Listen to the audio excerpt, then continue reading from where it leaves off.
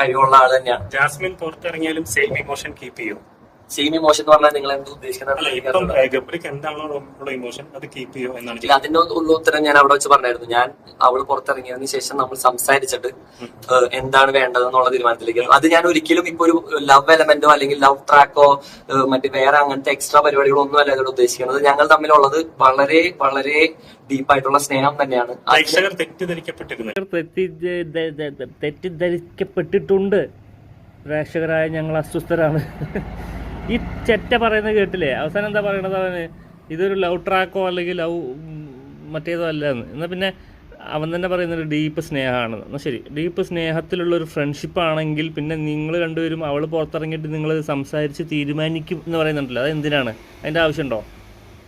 ഇത് എടാ ആണുങ്ങളായ തുറന്ന് പറയണം, ഇത് എനിക്കിഷ്ടമാണ് അവളെ, ലവാണ്, അപ്പോൾ ഞങ്ങൾ പുറത്തിറങ്ങിയിട്ട് സംസാരിക്കുക, അങ്ങനെ പറഞ്ഞാൽ കുഴപ്പമില്ല. ഇത്